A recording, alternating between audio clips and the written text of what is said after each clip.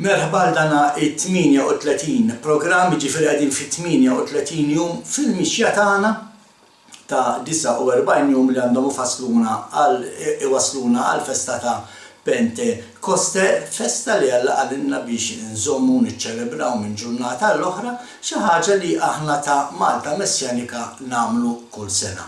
Huwa jum fejn fih niltaqgħu nfaħru l-Alla bil-kant ta' qima u tifħir, naqraw il-liturġija, nitolbu u nistudjaw il-kelma.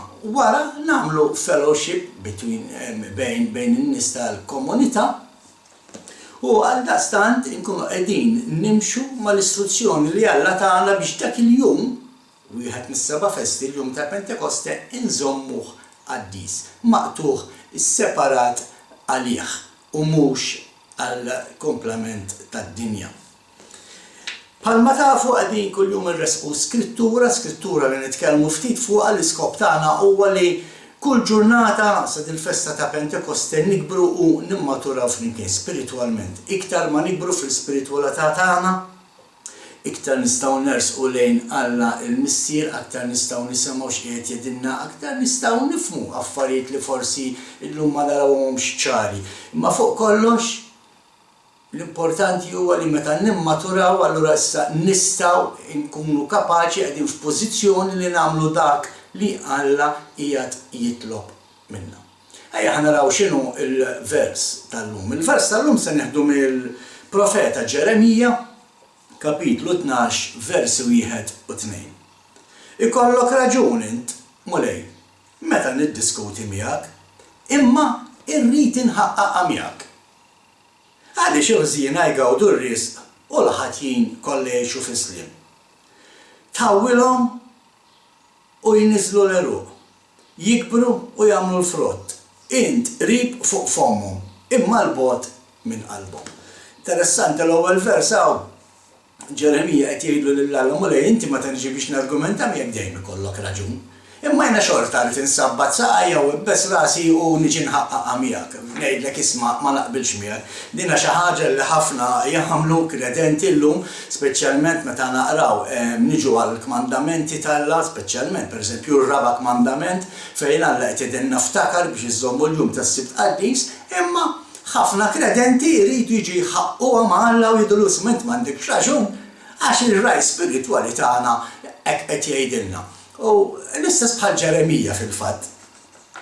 Ejja ħanaraw x'qed jgħid imma hawnhekk Ġeremija. Ġeremija qed jgħid illi isma' il-kredenti għandhom il-ferħ, imma dawk li mhux kredenti għandhom il-ġid ta' dawk li ma jemmnux fallu ma' sinjuri għandhom ġid immens, ġid kbir, u l-poplu tal-Alla għandu islim f'qalbu.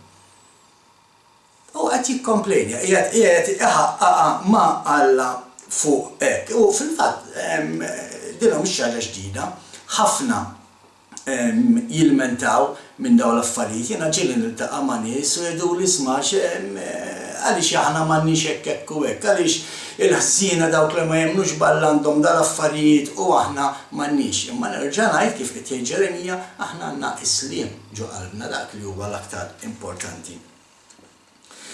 Hija xi ħaġa li anki ir-re David ukoll ilmenta fuqha di. Fil-fatt meta naqraw x'qed jgħid David f'Salm 73, niskuża ruħi, Salm 73 David qed jgħid hekk ara.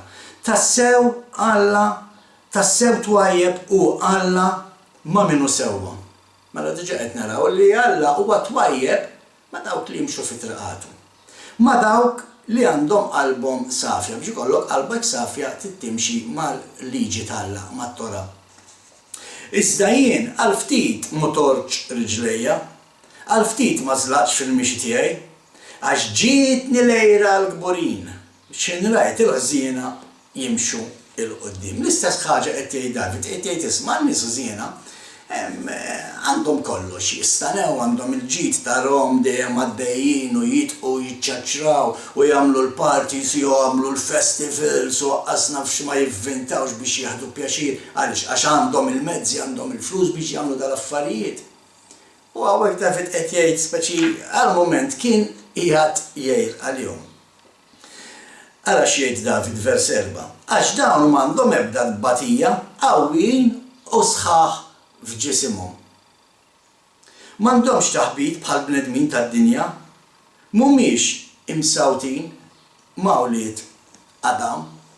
Qed jgħid ħafna affarijiet u interessanti David m'għandniex ċans noqogħdu nidħlu fihom f'dan il-ftit ħin li għandna. Imma nerġa' ngħid David hawnhekk qed jgħid għal dawk li għandhom kollox, għal dawk li apparti li għandhom kollox għandhom is-saħħa, imma mbagħad meta niġu għall-poplu tagħna forsi m'għandhomx dak il-ġid li għandha d-dinja. U anke skont David qed jgħid hawnhekk illi isma' il-poplu tiegħek għaliex marid u daw b'saħħithom. Il għaliex il-poplu tiegħek ma jiflaħx jagħmel ċerti affarijiet imma daw jistgħu jagħmluhom. U l-interessanti f'dawn iż-żewġ skritturi huwa dak li qed jgħid Ġeremija. Ġeremija qed jgħid tħawwilhom u jinżlu l-eruq, jikbru u jagħmlu l-frott. Mela f'kelma waħda Ġeremija qed jgħid li dawn in-nies għalkemm ħansejħolhom hekk huma nies ħżiena għax mhux falla, imma huwa Alla li qiegħed jiżroħhom. Huwa Alla li qed jiżra lil dawn in-nies bħalma jiżra lil kredenti. L-affarijiet daw jekk il-ħżiena jinżeraw minn Alla u jrabbu l-eruq u jagħmlu l-frott, kemm suppost għandna nrabbu aktar eruq aħna, kemm suppost għandna nagħmlu aktar frott aħna li aħna nissejħu kredenti, għall-inqas dawk li jemnu f'Alla u jimxu fit-triqatu. Il-punt li rrid nagħmel illum huwa dan. Il-każ mhux li tkun miżruħ. Il-każ huwa fejn inti miżruħ. Inti miżruħ ħdej dik in-nixxija ta' ilma pur, ilma safi li tista' tixrob minnha. Bħalma jgħid is-salmista aħna nafu li l-ilma fil-kelma tal-Alla dejjem kienet il-kelma tal-Alla fil-fatt. Għaldaqstant bħala siġra inti tkun miżruħ biex tixrob minn dak l-ilma li huwa il-kelma tal-Alla biex tkun tista' tikber sod. Li trabbi l-eruq mhux il-punt. Il-punt huwa kif qed jikbru dawn l-eruq. Qegħdin jikbru għaliex qed jixorbu minn dak l-ilma safi, minn dak l-ilma pur, jew forsi bħala siġra qed jissaqqu b'ilma inferjuri, ilma illi fih il-mikrobi, ilma li fih il-ħmieġ, ilma li flok ġej minn nixxija pura ġej minn xi ilma mħallat ma' dranaġġ. Il-mira tagħna mhuwiex li nagħmlu l-frott, il-mira tagħna hija x'tip ta' frott nagħmlu. Għaliex għax il-ħażina wkoll qed jagħmlu l-frott bil-ħażen tagħhom. Imma l-frott ta' ħżiena huwa differenti mill-frott ta' dawk li verament jemnu f'Alla. Fil-fatt nafu wkoll li qatt trid tiġi ġurnata fejn dak kollu li l-ħżiena qed jiżraw, dak il-frott kollu li l-ħżiena għandhom, dak il-frott kollu li l-ħżiena qed jaħżdu, se jispiċċa. Wasal fil-qrib dak il-jum li nidru qudiem Alla u nirrispondu għal-emilna kif ġibna dan il-ġid, kif għamilna dan il-frott. U jekk dan il-ġid u dan il-frott sar bil-qerq, sar bil-ħażen, se jintelef kollox. Xi ħaġa illi anke Jaxua wissina fuqha fil-Vaġġelu ta' Mattew kapitlu 6 vers 19, Jaxua jgħidilna kara. Tgezzux għalikem teżori f'din id-dinja fejn kollox jitmermer bil-kamla u s-sadid u fejn il-ħallelin jinfdu u jisirbu. Iżda ġemmaw għalikem teżori fis-sema fejn xejn ma jitmermer u la bil-kamla u lanqas bis-sadid u fejn ma hemmx ħallelin jinfdu u jisirbu. Għax fejn hemm it-teżor tiegħek hemm tinsab qalbek ukoll. Bibtija ħalli nikbru u nimmaturaw, ħalli il-frott li nagħmlu ikun frott ġenwin, frott li jagħti glorja lill-Alla il-Missier, mhux frott li jagħti il-glorja lilna. Irridu noqogħdu attenti li dak kollu li nagħmluh għall-glorja ta' Alla l-Missier u nafu kemm minn dak li Ġeremija u anke minn dak li jgħid is-Salmista Alla ibbirek il-frott tagħna. X'nambuh il-frott jekk mhux imbirek? X'nambuh il-frott jekk mhux ġej minn Alla imma ġej mill-ħażen, mill-qerq tal-bniedem? Ejja nfittxu dak li hu ġust, ejja nfittxu dak li hu pur. Ella ejja ħalli bħalma anke jgħid is-salmista f'żewġ salmi differenti, ikonna jdejna mdaf. Hekk jgħid is-salmista, min jista' jitla' quddiem il-mulej? Dawk li għandhom idejhom indaf. U aħna minn dawk irridu nkunu. Meta naħdmu fl-għalqa tal-missier bidejna indaf, naqtaw frott li jagħti glorja lil Alla. Jekk se nidħlu fix-xogħol li Alla qed qabadna, bidejna maħmuġin, bidejna mċabsin bil-qerq, bil-ħażen, bis-serq u b'ħafna affarijiet oħra, il-frott li qed nipproduċu mhuwiex frott tajjeb għas-saltna. U allura xi darba se jiġi mormi u m'għandux aktar valur.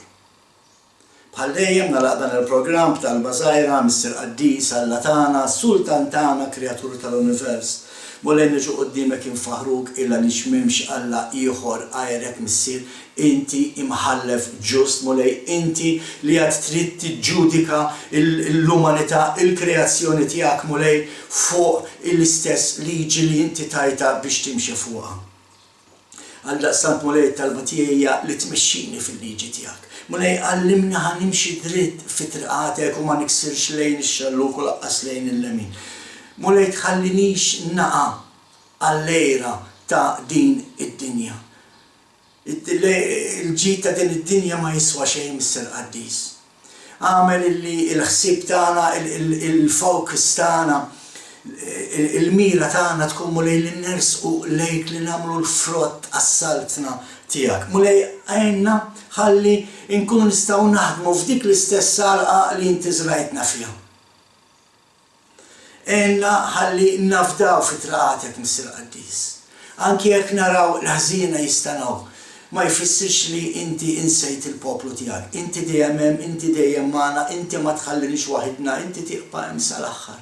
U ta' dan nirringrazzjawk mulej.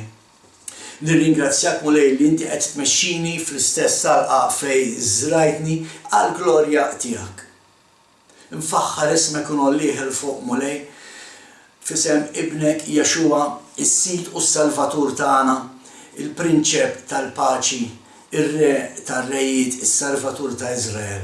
Irresqulek din it-talba l-glorja tiegħek. Amen. Sakemm nerġa' narakom fi programm ieħor għada ħbib tiegħi fisem sħabi ta' Malta Messanika insellmilkom.